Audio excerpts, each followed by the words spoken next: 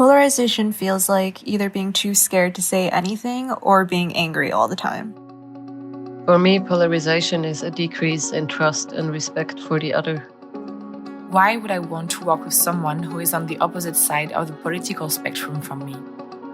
I get deeply worried about polarization when I see people starting to neglect those very things that have kept them together for so long.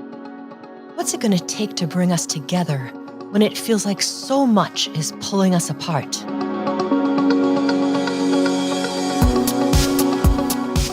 Welcome to Breakthroughs, a podcast by Search for Common Ground, the world's largest peacebuilding organization. In this show, we reveal the secret to solving tough problems by building collaboration. I'm Lena Slackmulder, and for the last 30 years, I've been working on the front lines of violent conflict. I've seen enemies become allies and overcome their greatest challenges together. In this first season of Breakthroughs, we're biting off a big problem we see pretty much everywhere: polarization. So let's get going.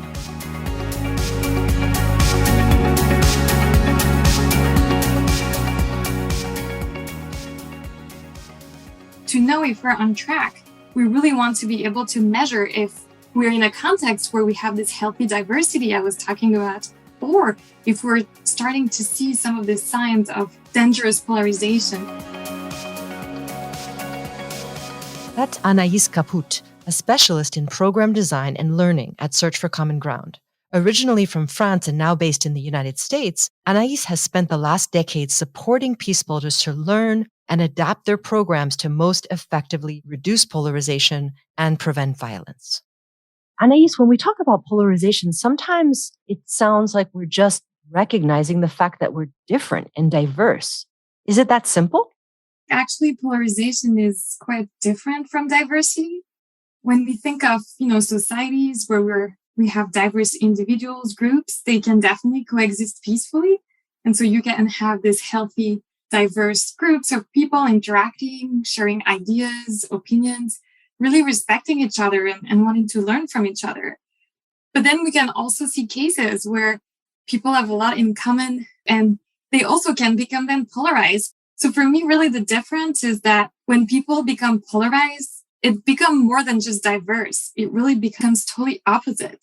They're really going on each extremes of one problem, of one issue. So when you have this polarized context, we don't have those diverse individuals really coexisting peacefully, but we have two opposite sides. Is that something that we actually measure? Can we know the degree to which a community or a family is polarized?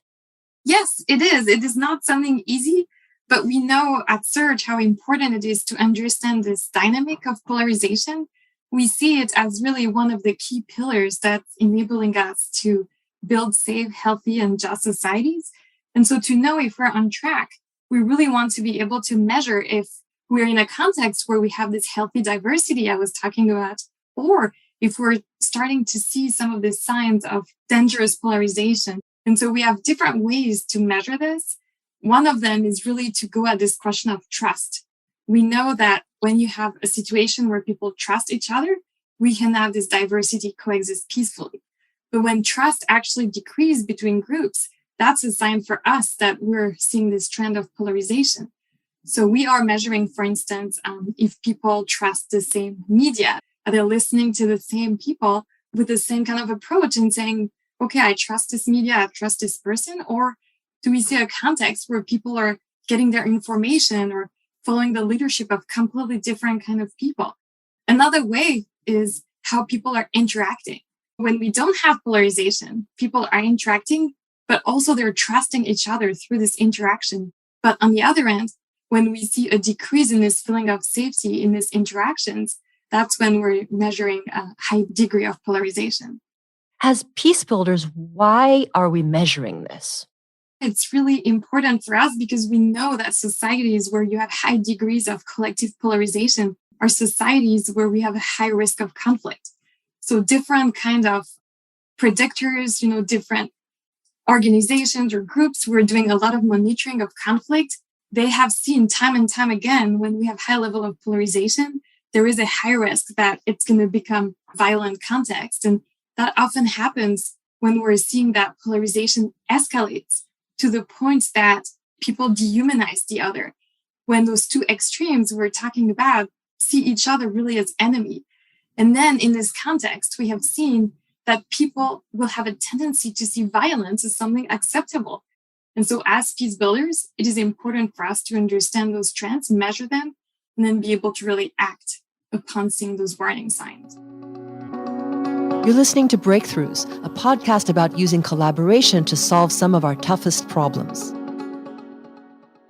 So we've heard that polarization gets toxic when people see those who hold views different from their own as enemies. And when that happens, rather than focusing on trying to solve problems together, we start to focus on trying to combat each other. And this is exactly what's happening in the United States, where research shows that in Congress, we are more polarized than any time since the end of the Civil War in the 19th century, when half of the country was trying to secede. So today I'm joined by Neelan Parker, the Executive Director of Common Ground USA. Neelan has been working for more than 2 decades on preventing violent conflict, and before joining Search for Common Ground, she founded the Bridging Divides Initiative, which mapped dialogue and so-called bridging work all across the United States. She's going to tell us a little bit more about how Search in the United States is working to address and maybe even prevent polarization with incoming college freshmen. Welcome, Neelan. Thank you for having me, Lena. So what's most concerning to you about polarization in the United States? Part of what's hard for me about polarization, part of what's so concerning, is that it prevents us from solving problems. And the issues that we face are as serious today as I would say in any time in our history. Not only do we have these forces that are pulling us apart, but we have massive shocks that are global in nature, like the pandemic, or issues like climate change, where we really do need all of us working together on these massive issues. And when you have polarization, you can just see the gridlock from the tensions in Congress to, in fact, things happening outside of government in local decision making, where instead of focusing on the problem, you'll see a focus on distancing ourselves from each other, on combating, exactly as you said at the beginning. But the other reason is that this polarization, this dehumanizing of the other, is the psychological step that's necessary to justify violence. And that violence can itself become self-perpetuating. It both is what happens when you polarize, but also can be itself very polarizing. And it gives more energy to the idea that the problem is the other person, not that you need the other person to solve that problem. And within that mix of risks and concerns, why did Search for Common Ground decide that incoming freshmen, college students, could be an ideal group to work with to address this polarization? Incoming freshmen are an incredible time in their lives. It's a formation period. For some, it's the first time that they will be in this incredibly diverse mix of experiences. And in fact, not just for some, but for most young Americans. It's also a time of real potential, a time of self-examination, a time of world examination. And in all of that change, students can gravitate to bubbles if they're not equipped to deal with differences, or they can take this unbelievable opportunity to grow and to see other perspectives and to really take that diversity as an asset and build on that. The other thing about students, of course, is that they are the leaders in their spaces. They are also the leaders of the future. So if you can have an intervention that changes a life for a freshman, you have decades and decades and decades of change that you make in that one life, and that one life makes in the lives of others. So the return on investment is just generations in the making. And so how does this first year Connect program actually work, Neelan? It's a pretty wonderful program. It was launched in the summer of 2020 with our partner organization, Solia. And we worked with them to do a pilot for the first year incoming students during orientation. That's an important part of it because it's before students have really started to form those bubbles. It was also, as you'll note, a time of the beginning of the pandemic, which meant that a lot of programming that was intended to happen had to go online. And that's actually ended up being an asset of this program. So there were 4 rounds of the program that ran for between July of 2020 and September of 2021, each that had 8 hours of total live meetings for 3 or 4 sessions with small groups between 8 to 12 students that reflected the diversity of campus across demographic criteria such as gender, identity, race, and ethnicity, and also socioeconomic status. Students were paired with other students who represented a different opinion, and that way we were able to sort of really bring out that diversity in those group discussions. So like in a group of 8 students, you might have men, women, non-binary. You would have people from different races, different ethnicities, different religions, different parts of the country. There are a number of different divides in this country. And in fact, if you ask people what is the divide that we're trying to bridge, there will be tons of different answers because there are a lot of differences between people that overlap in this broader issue of polarization. So trying to capture a real richness in that dialogue. So then we ask them questions and we have them discuss the issues that are important to them and issues that are divisive and think about it. So you've got these diverse groups of incoming students in live Zoom calls. What happens then? There they are in Zoom rooms at the beginning of their freshman orientation. And you start to have a conversation, just a way of coming together, a kind of easing into these issues of identity and polarization. They start to talk, and then you start to weave in some of the harder questions, some of these more polarizing conversations. And as they start to talk about these issues, it's a conversation where, in a sense, you flip it from being a debate where somebody's trying to win to a conversation where you're really trying to understand. And that kind of a conversation where you're really focused on asking people questions and hearing the answer, really listening and hearing the answers, that's a way of building trust. Building that trust is then a way of being able to have a kind of conversation about polarizing topics, about issues of identity that you wouldn't be able to have in another setting. So Neelan, it sounds like you're offering to these students the chance to have a discussion with people who have differing or opposing viewpoints, but in a way that feels safe, that feels healthy, that feels like maybe they'd like to do it again sometime. What has this changed for these students, that kind of experience?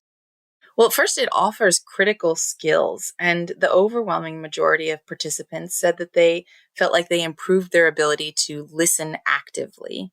That's a really important part of being able to have these kind of transformative conversations. But also the overwhelming majority of students who participated said that it improved their critical thinking skills, that it wasn't just about, again, listening in order to come up with a talking point to respond, but really trying to think through what is the other student saying to me and what does that make me think about them, but also about myself, about the world, and to really engage those critical thinking skills that are important not only in this, but in all of the elements of the classroom. And then when you go on to become a leader. And I think we can hear from some of those testimonies from some of the students who participated in that. Yeah, I have to say that I expected that this would make a difference from having seen the work around the world, but it was more than I even expected. And I would love for you to hear from them directly. So it took a lot of listening, trust, and vulnerability with each other that kind of still reflected even after we saw each other in person. Just a couple hours from a couple Salida sessions, like it kind of surprises you just how much you know about that person. Different levels, it just made us connect and kind of look around and realize like who's around us, and maybe we are like very different people, but we can still find relatable topics between us. I think when you come out of high school, you're still, in a way, you're still kind of a kid. And I think that this program actually helped me kind of like, oh, this is how you be an adult and interact with people in like a healthy way. A lot of times when you're listening to somebody, even if they have an opposing view from you, there's probably a lot more in common than you actually think. And that's something I found when I was in my group and we were talking about things. It definitely helped me develop a lot as a person I think it's going to help me throughout my career as a student here on campus too. Once they've completed the dialogue sessions, have we seen that the changes and those new skills that you explained matter when real conflict shows up on college campus? Yeah, I'd like to share an example of SUNY Potsdam that was one of our pilot campuses where there was a significant demographic shift in the university campus. It went from being approximately 10% non-white to approximately 40% in 1 year. With that huge demographic shift, there had not been programming at the same time to think about how the cultural effects of that on the campus. So when we started our pilot, there was a real need from the student body to be able to engage, as I said, those listening skills and critical thinking. On that campus, we saw not only that it made a significant difference in the retention of students, in students wanting to stay involved in this kind of experience, in the double digits, those who went through the program versus who did not.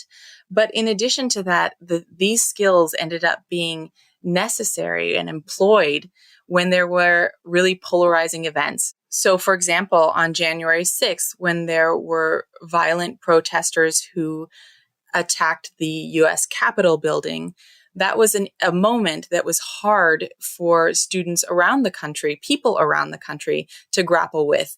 And it was students who had gone through our first year Connect program who stood up in a town hall at the campus and said, we think that we know how to be able to talk about these really difficult, polarizing issues. We've gained the skills through the first year Connect program, and we could use a similar model to try to unpack this very traumatic event. Being able to have those skills in a moment like that can make a huge difference in the course of the culture for students and on that campus moving forward. Are there other ways that you also try and measure how First Year Connect is reducing polarization? Measurement is always something that can be a little tricky because you're talking about a massive issue that exists well beyond one program. But in that case, you want to look at, are there measurable differences that contribute to being able to make that massive change? So, for example, in the First Year Connect program, we asked people about their experiences and their skills. I mentioned before that there were skills developed in active listening. That was 77% of participating students who felt that their active listening had improved, and 71% that felt like their critical thinking skills had improved. But in addition to that, a very similar percentage, 73%, said that it helped them build meaningful relationships with their peers. And it's that belonging that is a contribution to countering polarization, to that kind of conflict transformation that takes us from a place where we are constantly having to be resilient to these problems to where we are a nation that is in fact self-perpetuating a virtuous cycle, that it's a nation where we are building towards a greater unity, to where we have these more meaningful relationships with our peers. So seeing that kind of measurement in just a pilot in the early days of a program is the kind of measurement that we would want to have to be able to make the case for making this a national way of onboarding students across the country to be able to bring in these critical listening skills, these other critical thinking skills, but also building these relationships. That's it for this episode of Breakthroughs, a podcast by Search for Common Ground, the world's largest peace-building organization. Find out more at sfcg.org and follow us on Twitter at @sfcg_. Thanks for coming along and hope you can join us next time.